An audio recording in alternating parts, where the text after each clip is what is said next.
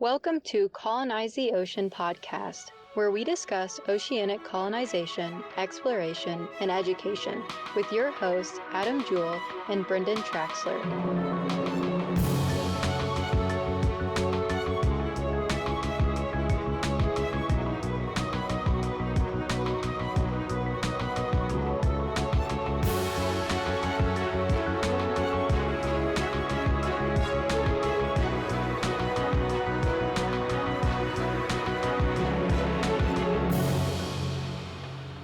Ladies and gentlemen, welcome to another episode of Colonize the Ocean, the podcast.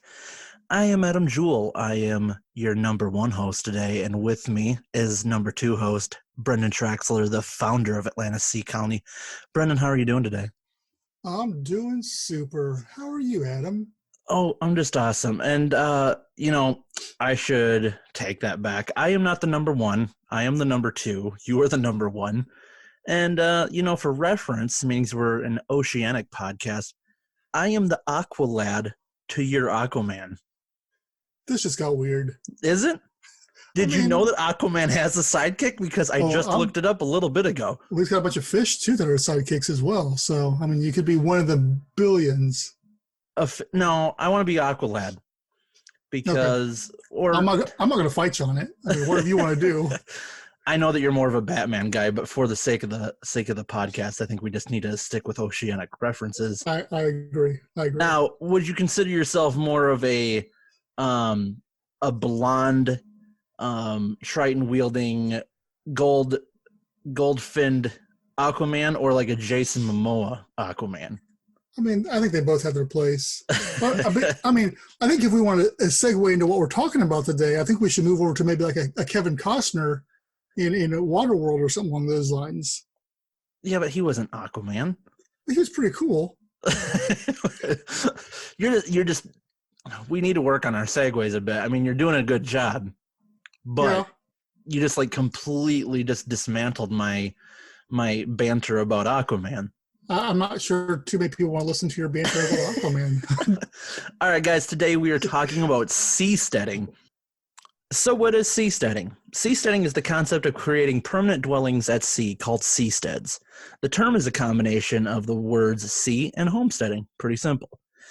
Seasteading carries a wide variety of ideas and design styles. Some of those are floating houses to large cities. They could be individual pods. Conceptually, these are located in international waters or off the coast of an existing nation. Anchored structures to free-floating designs. Brendan, can you tell us the history and kind of how we've got to seasteading?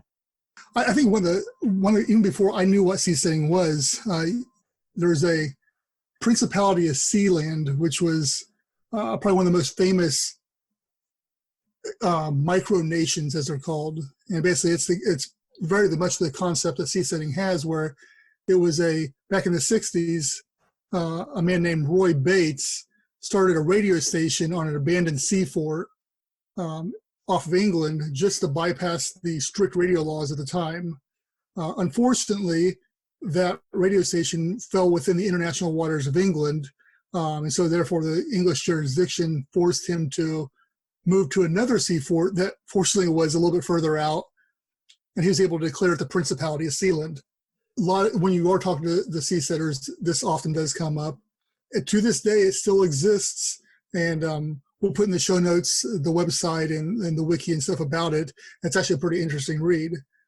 So that's probably one of the furthest back ones. There are also, around the same time in the late 60s, in the in the Adriatic Sea, the Republic of Rose Island started up.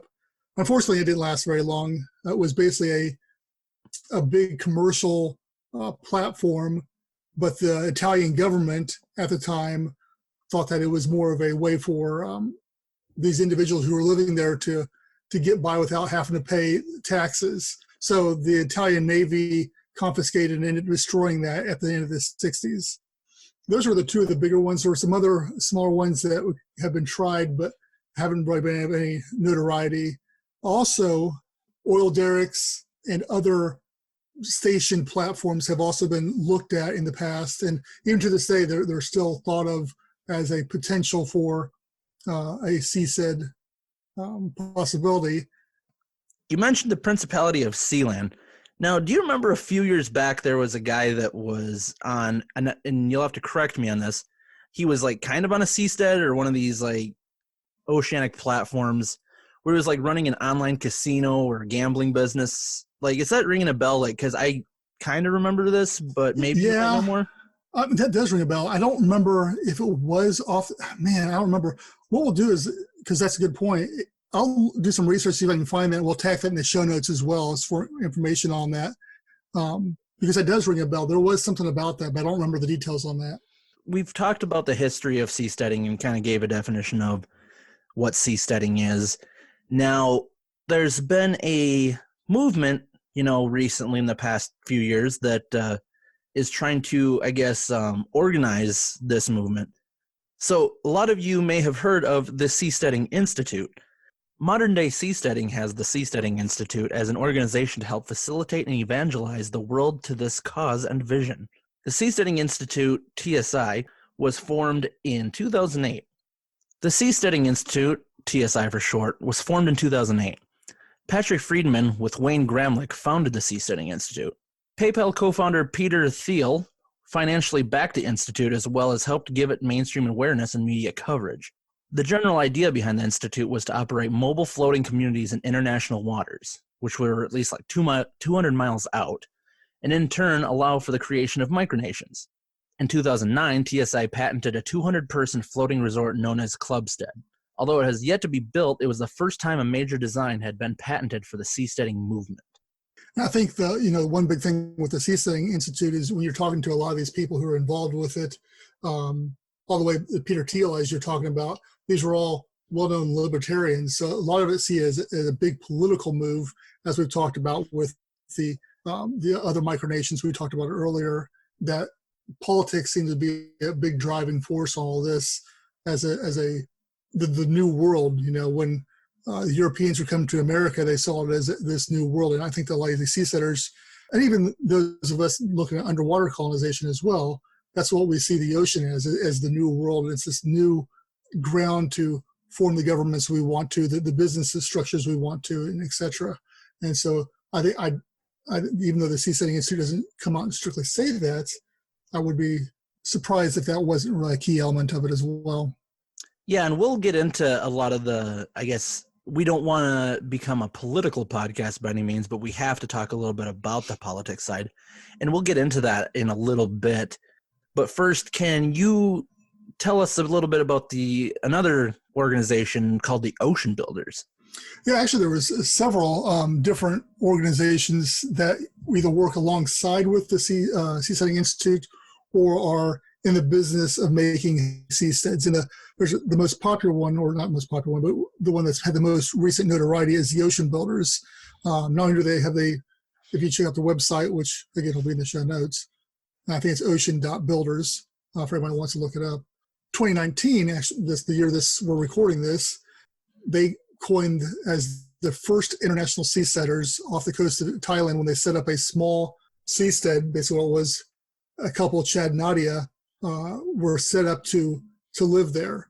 This was off the Thai coast, but there were some issues with the Thai Navy and the government and charging them with violating the Thai sovereignty, and they escaped to avoid the punishment the Thai government was charging them with, and the Thai Navy confiscated the first true seastead. Since then, Ocean Builders has gone on to design their version 2, and you can actually pre-purchase this right now off their website, and it's designed as a free floating house out in the middle of the water. It's actually pretty cool. So another project we have going on is Sea Orbiter, which is a design from Jacques Rougerie, and we talked about him in the Underwater Habitats episode. It is basically a large floating/sailing village designed for ocean research with labs, living quarters, diver and submarine lockout areas. It was to begin in 2014 at an estimated $52 million. You could do a lot of stuff with $52 million. Yeah, and I mean, once again, that's another topic we can jump into as well. It's just the amount of money that is dedicated to these kinds of projects, whether it's government funded or privately funded, whatever it is, and just how it can be used and what kind of things we can manage with that kind of money. I mean, you see that with any type of exploration. You look at space, how much it costs. I mean, that's always been the factor that's held everything back was the almighty dollar. At the end of the day, the technology and the willpower may always be there, but it's who's going to foot that bill. Right. Another one we can talk about real quick is Blue Seed, which was proposed as a floating location off of Silicon Valley, so that startups and entrepreneurs could have a visa-free location to work and live. But unfortunately, in 2014, it was placed on hold. But once again, and I think we can start kind of getting into these topics, but in 2014, like we said, it was placed on hold. But one of their goals with this was to have a visa-free location to be able to do some work. And this kind of goes with what we're trying to accomplish with Atlantis Sea Colony, is that you have to deal with politics, you have to deal with real estate, and just there's so many barriers that you have to cross, and meanings that, like you said, this is tied in with exploration, really, that it's hard to, there's not just forms and stuff to fill out to do this kind of thing because it's something that's not being done. Yeah, but I think, as we look back at what we talked about today and then stuff, there's a reoccurring theme here that you look at the Principality of Sealand, England shut it down or tried to. The Republic of Rhode Island, Italy shut it down. Ocean builders, Thai shut it down. The governments don't want this. They don't want to lose that power and allow this new form of government, per se, whether it's libertarian or whatever government. And that's the whole thing about this, is that if you don't like the kind of government, you can make a new seastead, or you can make a new, or for our sake, a new underwater habitat and create a whole new government or colony or whatever around that type of government. It's the freedom to do what you want to do that I think is something also that holds people back, because the governments don't want that to happen, per se. And with that, asked you before, and maybe you can refresh my memory, but when does international waters start? Isn't it like 13, 14 miles off the coast? Yeah, and so that's what with Chad Nadia with Ocean Builders, that's the issue they came into, because I think they were right on that, depending on how it was measured, and that was where it came into. They were 14 miles off the coast, so they were technically in international waters, but I think it was, depending on how it got measured, determined how far out they were and all this. But yeah, you're right. 14 miles is usually designated as international waters, so therefore you're free from the jurisdiction of the country closest to you. Well, I think we need to put air quotes around that, because I don't think that a lot of countries really acknowledge that rule. I mean, there was, and like I said, we want to kind of tiptoe around the subject of politics just because we don't want to upset people based on what their beliefs are, I guess, in politics. But there was, and it still is, I believe, a deal with, or controversy with China about international waters for like oil purposes, and like where they're setting up platforms. Like there's a lot of controversy on if they can do that because it's in international waters, and they're basically saying, yeah, I don't care. But once again, like I said, it's up to really the country how they want to acknowledge those. And with you mentioning Chad and Nadia, that could have just been a move by the government to just say they don't want it near them. They just want to be stern about it, however you want to do it. And with that, like I keep saying, we want to be careful how we mention politics just to not get anybody worked up. But Brendan, you made a really good point about how with a lot of this stuff, seasteading and colonizing the ocean, like we're talking about, a lot of it stems from people with libertarian beliefs, or at least a touch of it, where we want to be able to work outside the guidelines, I guess, or work outside the politics, just to be able to do these kinds of things. And I think you'll see that as a common theme with a lot of people. I think you'd agree with that. Yeah, I say, we keep on talking about the libertarian thing, but I mean, it goes for any, whether you're Democrat, Republican, socialist, communist, whatever you are. it gives you a platform to create that test government outside the two-party system, out here in America at least, and it gives you that freedom to, hey, let's test this and see if it works. And once again, it's a playground to test either all different types of technologies and healthcare, you name it, outside of the auspices of a government. Yeah, we see a lot of issues that become political issues. What kind of resources we can harness, what kind of research we can do, and a lot of that can be, held up in courts, in sessions, and whatever you want to call it, that might hold progress, based on whatever you're trying to accomplish. Whereas, if you're in international waters and territory that's not claimed by anyone, you don't have to answer to anyone to try new things, to maybe try new types of energy sources, to try different types of agriculture, and with our case, being able to figure out different types of agriculture, underwater agriculture. But passing the political part, we have another issue with real estate. Now, are there any laws or anything saying that we can't just set up a platform, set up a underwater habitat just anywhere we want? I think that goes into the whole newness of this whole factor. And again, I don't want to talk on something that I'm not an expert about. And I think that with all these subjects that we talk about, we want to try to get people on that can talk to it and give a more expert approach to it. But I will say that a lot of these things we're dealing with, whether it's above or below the ocean, is they're not that established. The only thing that's been out there doing this has been oil derricks, and most of those are owned by a private company, that's landlocked. So they've set up some precedents and some rules, but to answer the question, there's a lot of gray area to it that is still being hammered out and still trying to be decided as well. So in short, we realize that we have a lot of red tape and a lot of unknowns that we have to kind of deal with when we want to accomplish this goal, whether it's seasteading or underwater colonization. And so there's a lot of tricky things that we gotta work together on and be able to figure out, because it's, even though it's a business in a sense, it's also an exploration endeavor. And when it comes to exploration, there's so many gray areas when it comes to like politics, real estate, all that kind of stuff.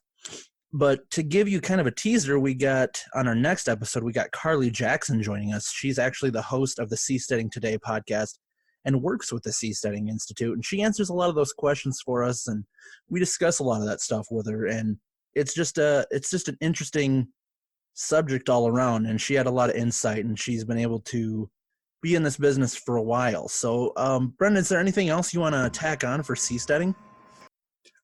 There's so much we could talk about with the Seasteading Institute and just seasteading in general. There's tons of technologies going into play. And I really, you talked about Carly. People who are interested in this and the different technologies is definitely go subscribe to their podcast. They really dive into a bunch more of these features that we just don't have time to dive into right now, and answer a bunch of questions out there for you as well. The nice thing about the Seasteading Institute itself is it is a organization that's able to umbrella all these different technologies and all these different people wanting to strive to achieve this, and able to funnel the necessary information, funds, etc., where it needs to go. So kudos to them, and it's nice to see some organization out there doing that. Guys, as always, you can go to www.colonizetheocean.com for more info. And if you're interested in our project that we got going on, you can go to www.atlantisseacolony.com and join us on our social media. We're on Facebook, we're on Twitter, we're on Instagram, we're even on LinkedIn, guys. So all of that is going to be Atlantis Sea Colony. So please join us there for discussions and check out what we got going on. We love to talk with you guys. We want to hear your input, your feedback, your complaints, your concerns. Just join us and, help us make all this a reality. Thank you all for checking us out and for listening once again.